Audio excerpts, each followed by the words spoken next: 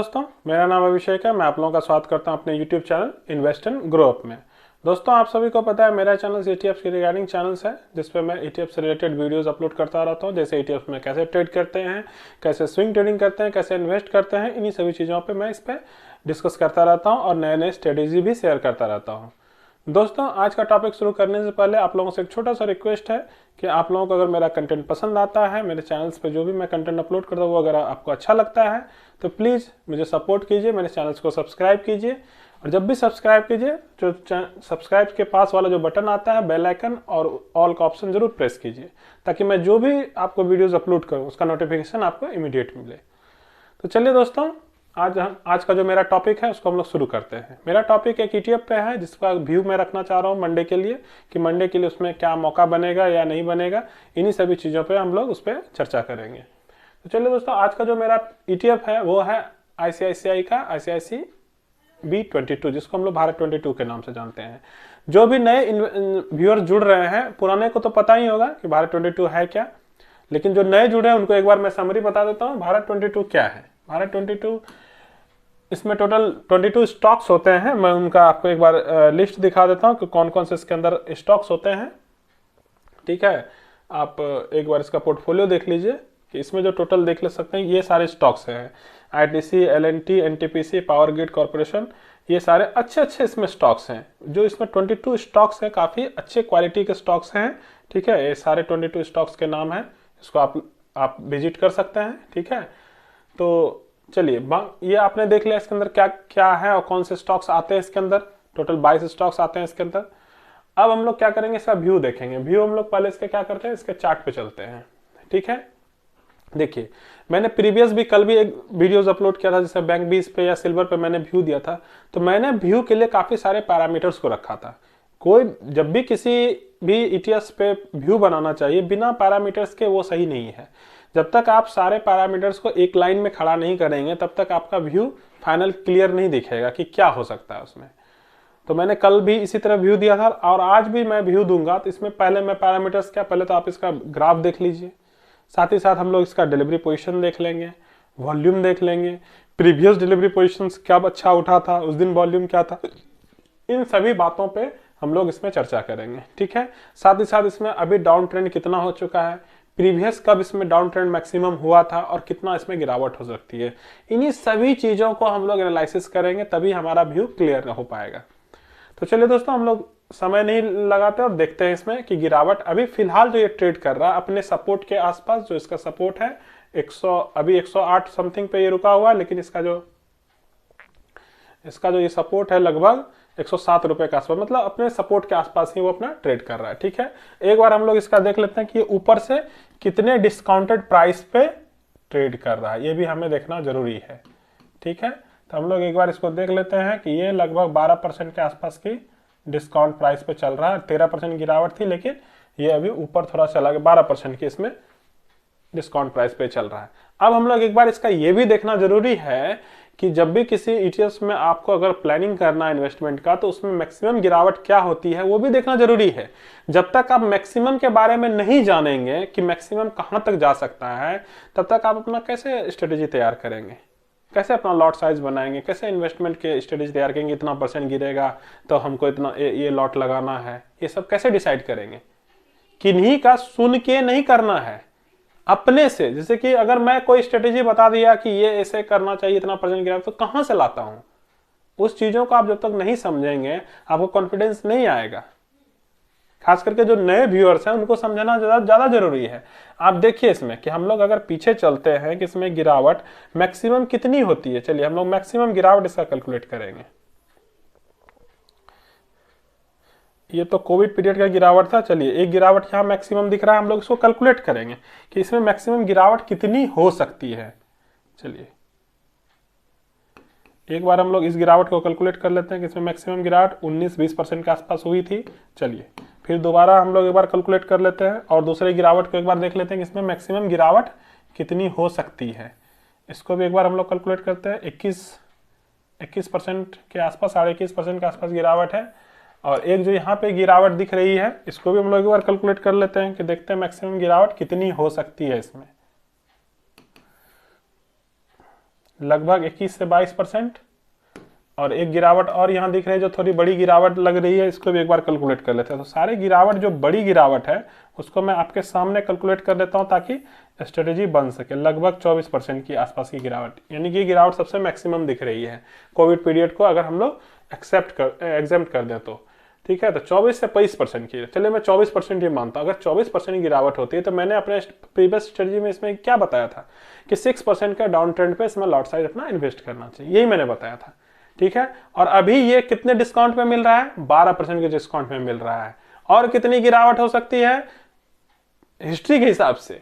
हो तो उससे भी ज्यादा सकती है, क्योंकि कोई प्रिडिक्ट नहीं कर सकता मार्केट को। लेकिन हम लोग क्या करेंगे, जो हमारे पास डाटा अवेलेबल है उस पर एनालिसिस करेंगे। तो यानी कि 12% और इसमें मैक्सिमम गिरावट, तो 12% अगर मैक्सिमम और गिरावट होती है तो कहां तक गिरावट हो सकती है, पहले हम लोग उसको भी देख लेंगे कि एक बार अगर 12% ये गिरता है तो कहां तक जा सकता, मतलब 24% अगर जाता है, 12 गिर चुका है, 24% तक कहां तक जा सकता है? तो ये रहा, यानी कि 90, यानी ये जो सपोर्ट बन रहा है यहाँ 93 के आसपास, 93, 94 के आसपास ये रहा, 95 के आसपास मान के चले, 95 के आसपास, 95 के आसपास की इसमें मैक्सिमम गिरावट जो मुझे लग रही, जो मेरा बता रहा है, डाटा बता रहा है, उस हिसाब से चले 95 तक। हम 95 तक ये निकालने का मीनिंग क्या है कि अपना माइंड सेट बनाना कि भाई ये यहां तक जा सकता है। अगर वहां तक गिरती है तो आपको ये नहीं लगेगा अरे हमको तो पता ही था वहां तक गिरेगा, कौन सी बड़ी बात है। तो जब आप अपना माइंड सेट बना लेंगे कि इसकी गहराई क्या है तो फिर आपको डर नहीं लगेगा। नहीं कहते कि कुएं की गहराई अगर हमें पता है तो हमें कूदने में डर नहीं लगेगा, और पता ही नहीं है छलांग लगा दिए तो ऑब्वियसली कि आपको डर लगेगा। तो वही चीज है कि हमेशा पता होना चाहिए कि कहां तक जा सकता है। उससे क्या होगा कि आप अपना फाइनेंशियल स्ट्रेटेजी बना पाएंगे कि भाई मेरे पास इतना है, यहाँ तक जा सकता है, इसको डिवाइड कर देंगे लॉट में या परसेंटेज में डिवाइड कर देंगे कि भाई मेरा लॉट इतने इतने परसेंट पे लगेगा ताकि मेरे पास पैसा भी बचा रहा है। अब कोई इतना डिस्कस ही नहीं करेगा, इतना दिमाग ही नहीं लगाएगा, इसमें पैसा डाल देगा। अब नीचे जब वहां तक गिरावट हो गई, अब कहेगा मेरे पास तो बचा ही नहीं। तो मार्केट में सबसे बड़ा ईंधन क्या है? पैसा। अगर हमारे पास प्रिंसिपल ही नहीं बचेगा तो हम क्या करेंगे? गिरावट का क्या फायदा उठा पाएंगे? कुछ नहीं। तो इसी चीजों को हम लोग देखते हैं कि प्रीवियस कितनी गिरावट है, उसको हम लोग माइंड में लेके चलो 95 तक, जो ये लेवल कह रहा है 95 क्या हो गया, ये वाला लेवल, ये लेवल, ये जो देख रहे हैं डॉट डॉट वाला लाइन, ये लेवल है 95 का, यहां तक मैक्सिमम हो सकती है। लेकिन अभी फिलहाल वो सपोर्ट के आसपास ट्रेंड कर रहा है, तो क्या वहां हो सकता है वहां से ऊपर चला जाए, कोई बड़ी बात नहीं है। लेकिन जो फ्रेश बायर्स हैं, जिसने कभी बाय नहीं किया अभी इसमें, वो सोच ही रहे हैं, तो 12% का डिस्काउंट है, तो बाकी तो कहने की हमको कोई जरूरत है नहीं कि इसमें क्या करना चाहिए। आप लोग समझदार हैं, 12% ऑलरेडी डिस्काउंटेड पे कोई चीज मिल रहा है, 24% यानी 12% का डिप उसमें हो सकता है, अनुमान है। तो अब क्या करना चाहिए ये मुझे बताने की जरूरत नहीं है, आप लोग समझदार है, समझ जाइएगा। ठीक है, चलिए अब एक बार और एनालिसिस किस बेसिस पे करेंगे, क्या इसमें डिलीवरी पोजीशन क्या रहा था ये देखना बहुत जरूरी है। क्या इसमें बड़े बायर्स इंटरेस्टेड हैं या नहीं है, इन बातों को भी देखना जरूरी है। तो चलिए हम लोग एक बार देख लेते हैं इसका डिलीवरी पोजीशन क्या रहा था। हम एनएससी पे आ गए, अब हम लोग क्या करते हैं, यहाँ सर्च करते हैं। मैं चाहूं तो ये सब चीजें पहले से भी ओपन करके रख सकता हूं, लेकिन मैं इसलिए कर रहा हूं सामने में कि जो भी मेरे नए व्यूअर्स हैं वो देख सके कि मैं कैसे करता हूं। ठीक है ना, मैं चाहूं तो ये सब टाइम बचाने के लिए मैं पहले भी ओपन करके रख सकता हूं, और मैं रखता भी हूं। लेकिन मैं चाह रहा हूं जो नए व्यूअर्स हैं वो सीखें कि कैसे मैं करता हूं, क्योंकि बहुत छोटा छोटा सवाल मुझसे पूछा जाता है कमेंट्स में। ठीक है ना, एक भाई पूछ रहे थे सर चार्ट कैसे ओपन करते हैं, ये है बहुत, मैं कोई ऐसा नहीं कि उनका मजाक उड़ा रहा हूं, ये कोई बात नहीं, जिनको नहीं आता वो बिल्कुल पूछिए। तो उनको मैंने यही जवाब दिया था कि सर जब भी मैं आपको ओपन करता हूं चार्ट, आप उसको एकदम गौर से देखिए कि मैं कैसे ओपन कर रहा हूं, तो इन चीजों से आप सीखेंगे। ठीक है ना, ऐसा नहीं कि आप नहीं जानने पूछिए, वो कोई बहुत बड़ी बात नहीं है। ठीक है ना, ना ही मैं उन भाई का मजाक उड़ा रहा हूँ, ये छोटी छोटी चीजें सही बात है बहुत को मालूम नहीं होती, इसीलिए मैंने क्या किया है कि सभी चीजों को खोल के ओपन करके पहले से नहीं रखा हूं, मैं दिखा रहा हूं उनको ताकि वो कोई भी सीखे कैसे ओपन करते हैं। चलिए, तो ये ऐसे ऐसे B22 का ये खुल गया। यहाँ पे हम लोग देख लेते हैं लास्ट डेज में डिलीवरी परसेंटेज काफी अच्छा है, 86% का डिलीवरी है, काफी हैंडसम डिलीवरी उठाया गया। ठीक है, लेकिन मैंने हमेशा कहा कि डिलीवरी के साथ साथ हम लोगों को वॉल्यूम भी देखना जरूरी है, क्या वॉल्यूम भी रहा था या नहीं रहा था। ठीक है, तो वॉल्यूम देख लेंगे, 7 लाख का है, मतलब कि लगातार उसी के आसपास का वॉल्यूम रहा है सिर्फ। देखते हैं आगे, हाँ, आगे यहाँ देखेंगे 18 लाख और 25 लाख का वॉल्यूम गया है, उसके बाद सारे दिन वही एवरेज वॉल्यूम है, ठीक है ना। तो 18 और 25 लाख का वॉल्यूम किस दिन गया है, 3 और 4 दिसंबर को। तो उस दिन का डिलीवरी परसेंटेज क्या रहा था, कैसे निकालेंगे। मैंने कहा कि प्रीवियस डिलीवरी परसेंटेज अगर निकालना है कि भाई हमको अगर ICICI B20 का एक महीने का डिलीवरी परसेंटेज निकालना है, देखना है कितना गया था एक महीने का, कैसे निकालें, क्योंकि अभी जो मैंने डाटा दिखाया उसमें तो एक दिन का दिख रहा है, वॉल्यूम्स दिख रहा है, बट डिलीवरी एक ही दिन का दिख रहा है जो लास्ट डे का था। उसको देखने के लिए क्या करेंगे हम लोग, NSC पे जाएंगे, यहाँ टाइप कर दीजिएगा NSC। सिर्फ मैं व्यू ही नहीं बता रहा हूँ ICICI B20 पे, कैसे देखते हैं उन सभी चीजों को भी सिखाने की कोशिश कर रहा हूँ, ठीक है। NSC यहाँ लिखेंगे डिलीवरी, ठीक है ना, यहाँ जैसे कि NSC डिलीवरी आप लिख दीजिए यहाँ पे। तो जब हम लोग नीचे जाएंगे जहाँ NSC होगा, यहाँ देखिए, ओके इसमें और लिखना होगा NSC डिलीवरी, आप डाटा कर दीजिए, डिलीवरी यहाँ डाटा कर दीजिए, ठीक है ना, करके यहाँ सर्च कर दीजिए। देखिए यहाँ आ गया सिक्योरिटी वाइज अचीव्स, जो आ रहा है यहाँ सिक्योरिटी वाइज इक्विटीज का NSC का जो आ रहा है, इसको हम लोग यहाँ क्लिक करेंगे, ठीक है ना। अब यहाँ पे ये जो दिख रहा है, यहाँ पे सिंबल को हम लोग यहाँ सर्च कर देंगे। सिंबल क्या सर्च करेंगे, ICICI का देखिए B22 आ गया, इसको यहाँ पे हम लोग सर्च करेंगे, ठीक है।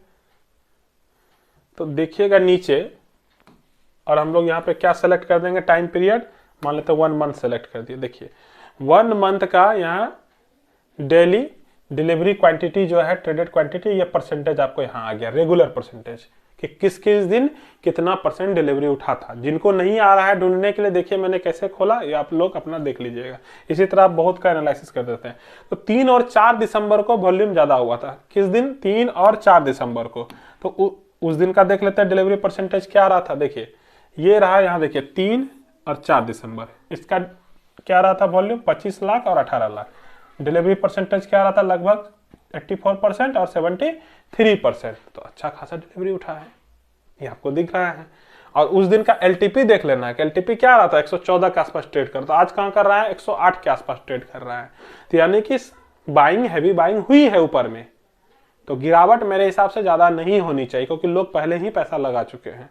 तो और आज भी, आज का जो ट्रेड हुआ, जो लास्ट डे का ट्रेड हुआ, उस दिन भी देखिए डिलीवरी कितना उठा है, 86% का। हाँ वॉल्यूम कम रहा था, 7 ही लाख का वॉल्यूम रहा था, लेकिन वॉल्यूम भले कम रहा है, 7 लाख का वॉल्यूम रहा है, लेकिन आप देखेंगे वॉल्यूम यहाँ है, और ये देखिए डिलीवरी परसेंटेज 86% का उठा है, ठीक है। तो ठीक है, अच्छा इतना भी खराब नहीं है, लेकिन ये LTP क्या चल रहा है इसका, 108 के आसपास चल रहा है, ठीक है। तो अब नए जो भी इन्वेस्टर्स हैं या जिन्होंने अभी तक इसमें इन्वेस्ट नहीं किया, वो क्या कर सकते हैं, इसके लिए अब मुझे बताने की जरूरत, मैंने सारा लगभग चिट्ठा इसका खोल के रख दिया, ठीक है।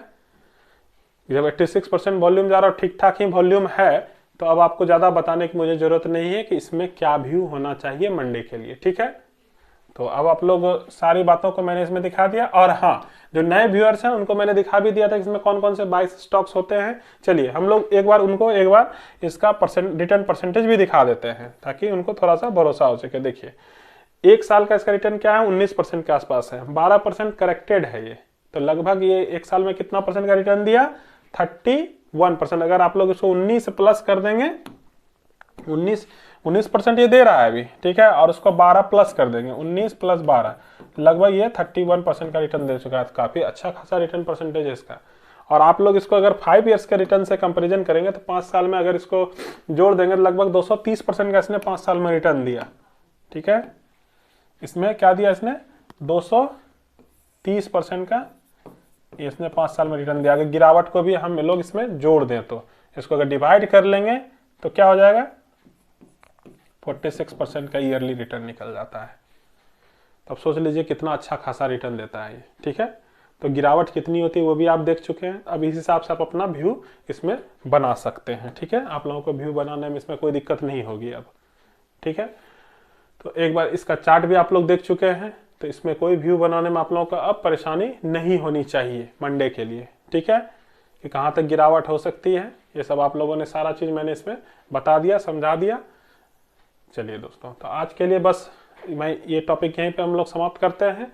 आप लोगों को अगर मेरा बताने का तरीका, जो भी मैं इस पर कंटेंट्स डालता हूँ साइट पे, मेरे जो ये चैनल्स है, आप लोगों को अगर कंटेंट पसंद आता है तो प्लीज़ आप लोग चैनल्स को सपोर्ट कीजिए, सब्सक्राइब कीजिए, वीडियोस को लाइक कीजिए एंड शेयर कीजिए। तो दोस्तों जब भी सब्सक्राइब कीजिए, बेल आइकन एंड ऑल का ऑप्शन जरूर प्रेस कीजिए दोस्तों, ताकि जब भी मैं कोई नया वीडियोस अपलोड करूं आपको उसका नोटिफिकेशन इमीडिएट मिले दोस्तों। तो आज के लिए बस इतना ही, धन्यवाद।